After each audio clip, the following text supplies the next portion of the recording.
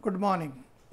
Today we will deal with free radical, in which we will discuss what are free radicals, how are radicals are formed, what are the chemical reactions of free radical, what are the important characteristics of free radicals, and what are the factors which affect the stability of free radicals. What are free radicals?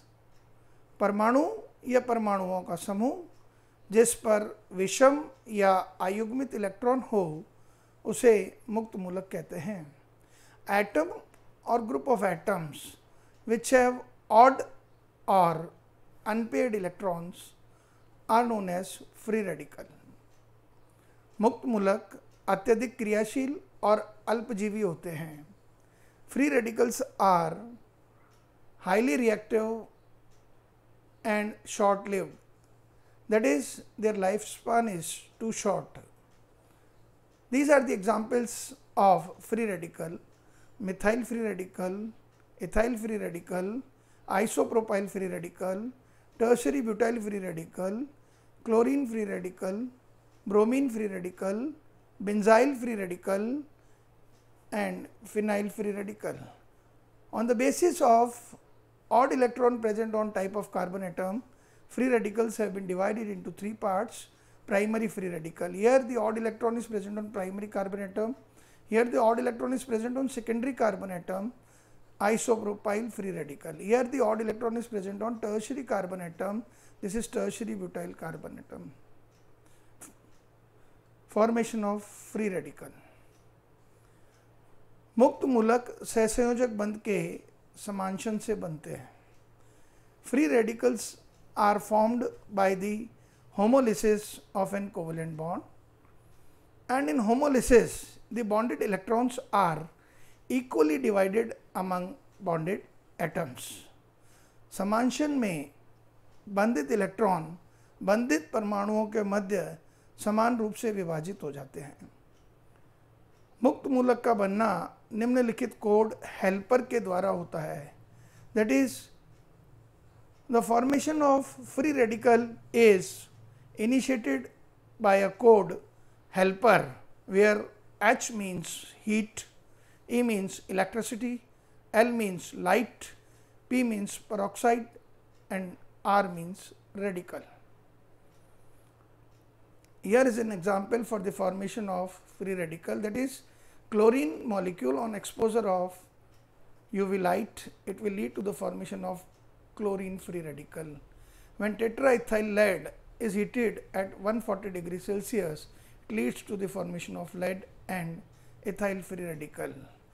Azomethane on heating at 180 degrees Celsius, it leads to the formation of nitrogen and methyl free radical.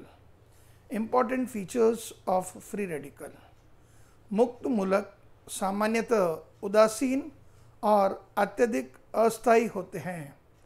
उनमें electron न्यून परमाणु होता है. That is they have an electron deficient atom. अष्टक पूर्ण करने के लिए इलेक्ट्रॉन की आवश्यकता होती है. That is they have 7 electrons. To complete its octet they require 1 more electron. मुक्त मूलक अनुचुंबकीय प्रवृत्ति के होते हैं. That is due to the presence of unpaired electron, free radicals are paramagnetic in nature. मुक्त मूलक मिलकर उदासीन अणु बनाते हैं. Free radical combines to form neutral molecules. मुक्त मूलक जब उदासीन अणु के साथ क्रिया करते हैं तब अन्य मुक्त मूलक बनाते हैं. Free radical when react with neutral molecule they forms new free radicals. मुक्त मूलक में कार्बन sp2 संकृत अवस्था में होता है. In free radical carbon is in the state of sp2 hybridized state and मुक्त मूलकों की ज्यामिति समतलीय त्रिकोणीय होती है. That is geometry of free radical is planar triangular. As in case of methyl free radical, there are 3 sp2 hybrid orbital 1, 2 and 3. and there is one pz orbital in which one odd electron is present and there is a angle of 120 degree in between two orbitals. दो कक्षकों के मध्य 120 degree का कोण होता है। तीन कक्षक sp2 संकृत अवस्था में पाए गए हैं और एक pz कक्षक होता है जिसमें एक विषम इलेक्ट्रॉन पाया जाता है। रिएक्शंस ऑफ फ्री रेडिकल, मुक्त मूलकों की अभिक्रिया। मुक्त मूलक सामान्यतः दो प्रकार की अभिक्रिया दर्शाते हैं, that is free radical shows two types of reactions, जिसमें स्वयं से या किसी दूसरे मुक्त मूलक से सहयोग करते हैं। In these reaction in which either they combine with themselves or they combine with another free radical. For example, they combines with same free radical, that is two methyl free radical combines to form methane, and different free radical, that is methyl and chlorine free radical, forms CH3Cl. And the ethyl free radical on disproportionation, it forms saturated and unsaturated compounds. In organic chemistry, there are many reactions in which free radicals are formed as an intermediate. Some reactions are as follows. कार्बनिक रसायन में कुछ ऐसी अभिक्रिया होती है जिसमें मुक्त मूलक मध्यवर्ती के रूप में बनते हैं, जैसे एल्केन का क्लोरीनीकरण, एल्केन का ताप अपघटन, that is chlorination of alkene, pyrolysis of alkene, Wurtz reaction, anti-Markovnikov rule, Kolbe electrolytic synthesis, and polymerization. These are the most common reaction in which free radical is formed as an intermediate. Is it clear? Now, factors affecting free radical. First and foremost factor which affect the stability of free radical is inductive effect. On the basis of inductive effect, we can explain the relative stability of 1 degree, 2 degree and 3 degree free radical. प्रेरणिक प्रभाव के आधार पर हम 1 degree, 2 degree और 3 degree मुक्त मूलकों का आपेक्षिक स्थायित्व का अध्ययन कर सकते हैं. For example, here it is tertiary butyl free radical, it is 3 degree free radical. This is secondary free radical, this is primary free radical and this is methyl free radical. In tertiary free radical 3 alkyl groups are present. तृतीयक मुक्त मूलक में 3 alkyl समूह हैं और ये alkyl समूह plus आई प्रभाव के कारण इलेक्ट्रॉन देंगे, जिससे कार्बन का अष्टक पूर्ण हो जाएगा और स्थायित्व बढ़ जाएगा. तो हम कह सकते हैं जो कार्बन फ्री रेडिकल के ऊपर एल्काइल ग्रुप की संख्या बढ़ेगी त्यों इलेक्ट्रॉन देंगे और कार्बन की इलेक्ट्रॉन न्यूनता कम हो जाएगी और स्थायित्व बढ़ जाएगा. अतः हम कह सकते हैं तृतीयक मुक्त मूलक अधिक स्थायी होते हैं द्वितीयक मुक्त मूलक से और द्वितीयक मुक्त मूलक अधिक स्थायी होते हैं प्राथमिक से और प्राथमिक मुक्त मूलक अधिक स्थायी होते हैं मैथिल मुक्त मूलक से. हम कह सकते हैं कि इस कार्बन पे 7 इलेक्ट्रॉन है, अतः कार्बन इलेक्ट्रॉन न्यून है, अष्टक पूर्ण करना चाहेगा, एल्किल समूह के प्लस आई प्रभाव के कारण यह इलेक्ट्रॉन देगा जिससे मुक्त मूलकों का स्थायित्व बढ़ जाएगा. अतः 3 डिग्री ज़्यादा स्थायी है 2 डिग्री से और 2 डिग्री ज़्यादा स्थायी है 1 डिग्री से और 1 डिग्री ज़्यादा स्थायी है मैथिल मुक्त मूलक से. Is it clear? दूसरा कारक जो कि मुक्त मूलकों के स्थायित्व को प्रभावित करता है वह अनुनाद है. That is resonance is the second factor which affect the stability of free radical. Relative stability of benzylic and allylic free radical. Benzyl मुक्त मूलक 3 अनुनादी संरचना प्रदर्शित करता है. जिस प्रकार इन संरचनाओं में प्रदर्शित हुआ है कि ये जो विषम इलेक्ट्रॉन है ये बेंजीन रिंग पर अनुनाद के कारण रोटेट हो रहा है. That is the odd electron rotates on an benzene ring due to resonance. So we can say कि बेंजाइल मुक्त मूलक में 3 अनुनादी संरचना बन रही है, 1, 2 और 3. That is 3 resonating structures are formed in benzyl free radical. But in case of allyl free radical, only one resonating structure is formed. As we all know that stability of free radical depends on number of resonating structure.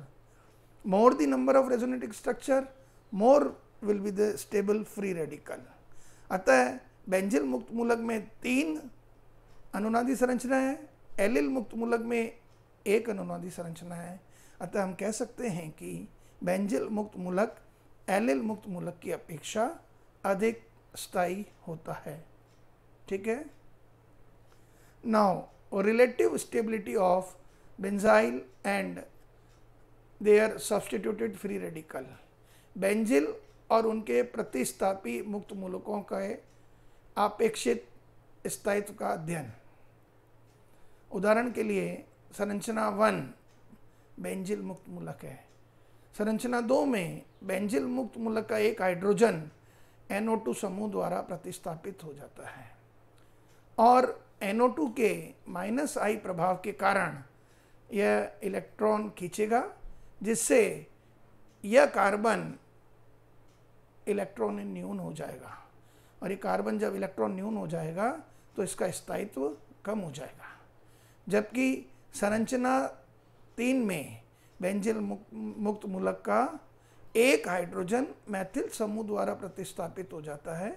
Maithil मुक्त मूलक +I प्रभाव के कारण या ये कह सकते हैं अति संयुग्मन प्रभाव के कारण इलेक्ट्रॉन डोनेट करेगा और इस इलेक्ट्रॉन डोनेशन के कारण इस कार्बन पर, जिस पर ऑड इलेक्ट्रॉन है, उस कार्बन पर इलेक्ट्रॉन डेंसिटी बढ़ जाएगी और इलेक्ट्रॉन डेंसिटी बढ़ जाएगी तो स्टेबिलिटी बढ़ जाएगी।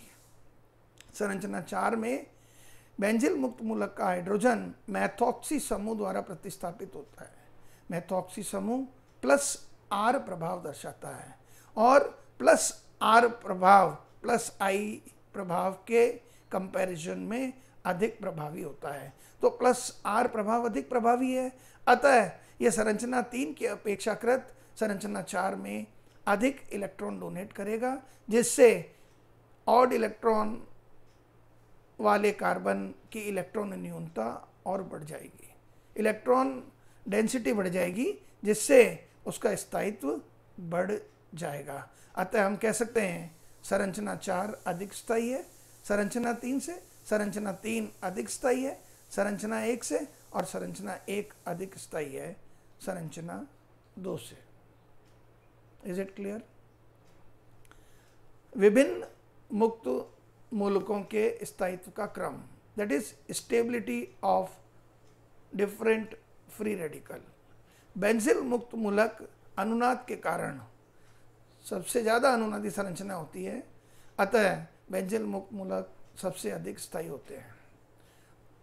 उसके पश्चात एलिल मुक्त मूलक, फिर तृतीयक मुक्त मूलक, द्वितीयक मुक्त मूलक और प्राथमिक मुक्त मूलक। मैथिल, वेनिल और एल्केल मुक्त मूलक में अनुनाद नहीं होता, तो जिनमें जितना ज़्यादा अधिक अनुनाद है वे फ्री रेडिकल अधिक स्थायी होंगे। Therefore we can say benzyl free radicals are more stable than allyl. Allyl is more stable than 3 degree, 3 degree is more stable than 2 degree, and 2 degree free radical is more stable than 1 degree. 1 degree is more stable than methyl free radical, which is more stable than vinyl free radical. This is the stability order of free radical in increasing order. Is it clear?